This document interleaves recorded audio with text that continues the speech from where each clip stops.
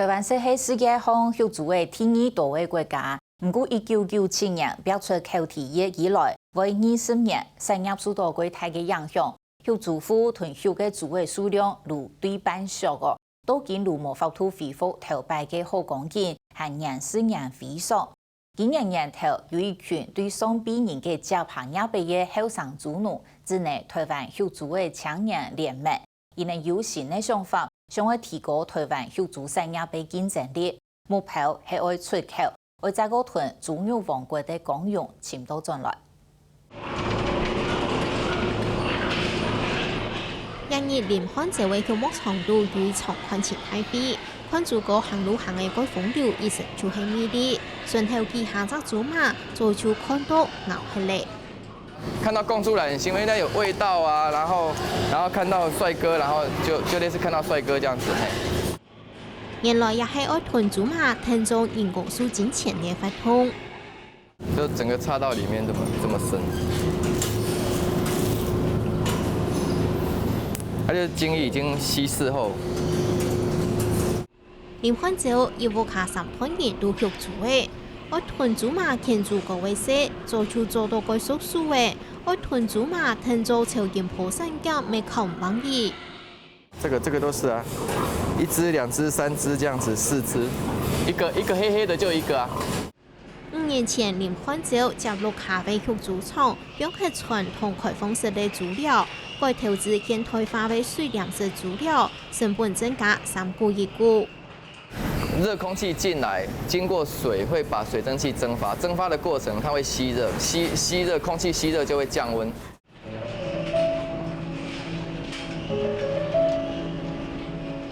有颜色度40万元昂贵的高级名厂，猪马囤猪子係到安心舒適，改善豬嘅喺啲環境以外，林漢洲搶轉賣豬子，提高自家嘅專業性。以前是1罐啊，是来这边，然后我是觉得异地饲养还是会比较有它的优势，就是异地饲养就是说所谓就是分工啦，小猪的小猪，然后肉猪的肉猪，然后整个疾病会切开。食品健康帶入新觀念，睇3團人都肉豬嘅嘢連播，要做到改變，林漢洲用嘅改道精神。整个管理全部都不一样，就是在猪种啊、育种方面。以前老一辈就是会去在猪种上面，就是去看市场，我们拍卖市场喜欢什么样体型，要另外一个方向去思考，就是说你的饲料效率、你的成长速度去思考，就比较科学化去精算。在国外他们有很多数据，然后我们去抓那一种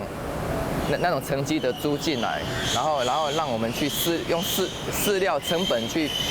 换算成效益。比较符合现在比较科学的方式。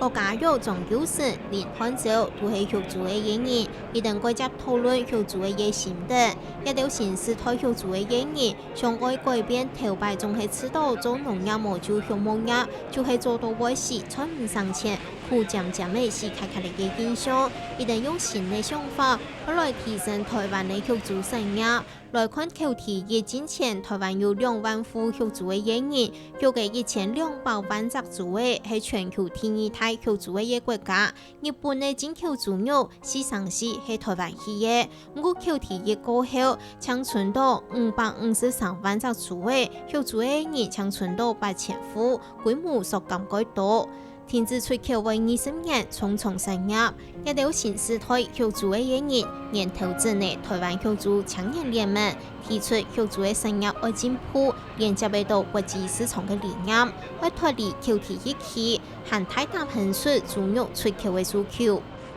聯盟最終的目標就是怎麼讓豬農活下去。那怎麼讓豬農活下去？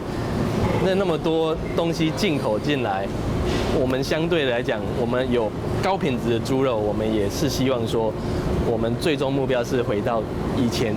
出口的榮景。好，我們有定一個計劃啦，就是說希望是在2020東京奧運開始之前，我們是希望說，我们台湾的猪肉能够回到那个市场，所以这是我们有在一步一步慢慢进行的目标了。因为我们已经封闭了好几20年了，那可能在国际上可能市场的竞争不一样，然后路线也可能不一样，可能会有一些，就像刚刚讲的市效的问题，我们在国际竞争那种利润在利润压缩之后，你要怎么样在那个很利润的差距很低的地方，你再去节省你的成本，创造你更多的利润，然后这个方面就是我们在猪种育种方面可能另外一个方向思考。向等猪肉出口的目标一步一步来行，还要建立可靠化、数据化的资料库，提供肉主妇改善肉品质。我们最年轻的一代要的就是数据嘛，科学嘛，所以不管是营养添加也好，配方或是疫苗，我们都一切都数据化嘛。所以希望说未来的肉品，我们是希望也有一个数据化的规格给我们。如果一个肉品末端有一个我们造肉，它有一个数据化，相对的我可以再调整我的状态，让更好。所以这是我们希望我们第二代能做的这样子。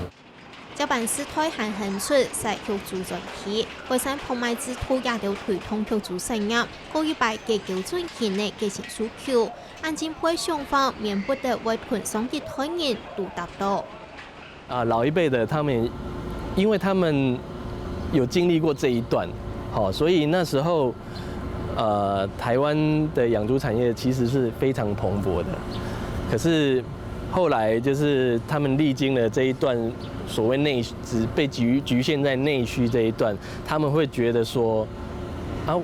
我就这样子就好了。我们回来嘛，年轻人就是我们去跟国外比，哇！当你拿你自己的成绩去跟国外比的时候，你才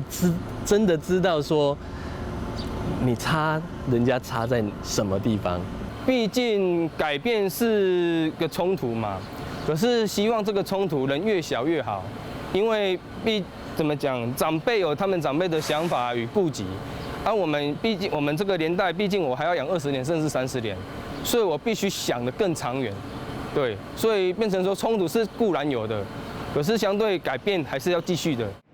有上嘅肉豬年業資，愛團野生業嘅再個發展起來，潛規調擺嘅好光景，團國際連接起來，希望為20年末出口嘅產業，要再個有機會出口。